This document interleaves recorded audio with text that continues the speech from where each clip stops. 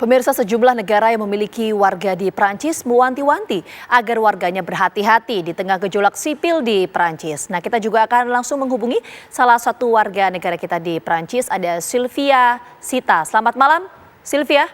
Selamat malam Mbak Gina Vita, apa kabar? Alhamdulillah baik, terima kasih banyak sudah bergabung bersama kami. Langsung saja pertanyaan pertama saya, begini Mbak Sita, untuk kondisi terbaru di Prancis saat ini seperti apa? Sudah kondusifkah atau bagaimana? Hari Minggu di tempat saya kondusif, memang kota tempat saya tinggal memang tidak banyak bergejolak. Dan saya kira tadi malam juga mulai istilahnya tidak separah malam-malam sebelumnya. Kemarin kebetulan saya pulang dari suatu tempat dan malam hari nggak terjadi masalah yang tidak ada masalah yang besar. Oke, itu untuk di daerah tempat Anda ya Mbak Sylvia. Tapi bagaimana untuk Ya, daerah-daerah lainnya? Apakah sama juga kondisinya? ya, di beberapa kota saya dengar masih ada kerusuhan Oke. dan rumah wali kota di salah satu kota, Ais-les-Roses itu dibakar seperti yang tadi diberitakan di TV, di TV Mbak Gina Vita. Itu agak sebenarnya jauh dari tempat awal mulanya terjadi kerusuhan gitu. Jadi agak jauh sebenarnya, agak arahnya berlainan gitu. Oke, nah untuk kota-kota atau daerah yang memang masih terjadi konflik di sana, kerusuhan di sana, ini eskalasinya seperti apa? Apakah semakin meningkat atau bagaimana kalau pemantauan Mbak Sylvia? Kalau saya lihat sudah mulai agak berkurang ya Oke. dibanding beberapa malam sebelumnya. Memang sudah mulai berkurang karena ada beberapa kebijakan yang diambil yang menurut saya cukup membantu untuk menurunkan tensi. Oke, nah mungkin bisa diceritakan juga Mbak Sylvia, ini seperti apa sih dampak dari adanya kerusuhan ya? Kalau tidak salah ini sudah berlangsung kurang lebih hampir 6 hari ya, perhitungan saya per hari ini berarti ya? Ya, kan kejadiannya 27 Juni ya. Ya. 27 Juni, kemudian kemarin malam sudah mulai turun di beberapa tempat, cuman masih ada juga beberapa walaupun sudah turun. Jadi mungkin itu karena juga akibat, bisa dikatakan akibat dari media sosial yang sekarang ini mudah sekali untuk memanggil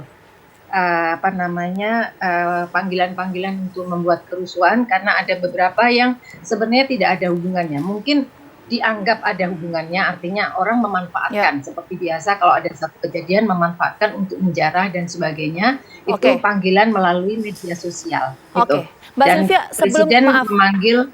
iya, sebelum kita masuk ke sana, kenapa kemudian kejadian ini bisa terjadi? Saya ingin fokus dulu dampak dari adanya kerusuhan ini seperti apa? Dampak kerugian material Ya, maupun dari material sisi pasti warga ada, di sana. betul.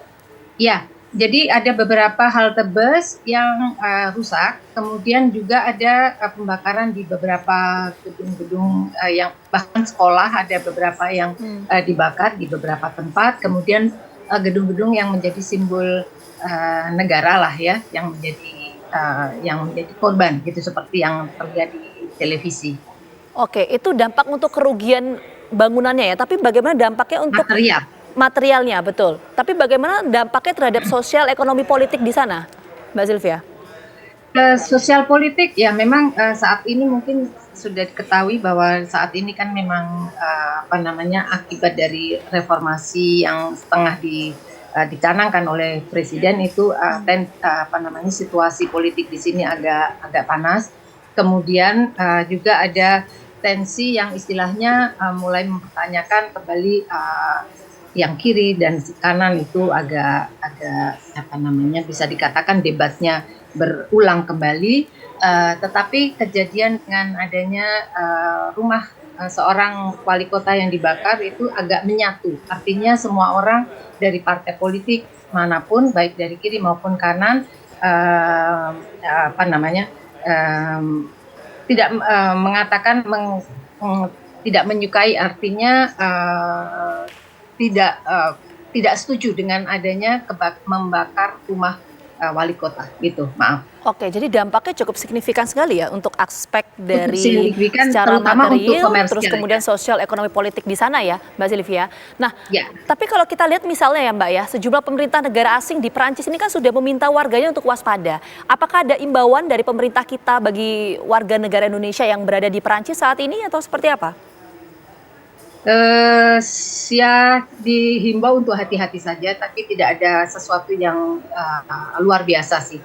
Itu seperti biasanya kalau ada kejadian seperti ini selalu warga semua negara, semua pemerintahan, artinya semua negara yang punya perwakilan di Prancis memanggil atau meminta supaya warganya untuk berhati-hati. Oke, tapi untuk kondisi warga negara kita di sana, seperti apa Mbak? Ada info soal itu Oke, nggak? untuk sementara tidak ada, bahkan Oke. nanti malam sebenarnya ada satu pertunjukan tari, walaupun memang tidak terlalu besar, tetapi masih berlanjut pertunjukan tersebut. Walaupun bukan pertunjukan besar ya, jadi saya kira tidak terlalu membahayakan.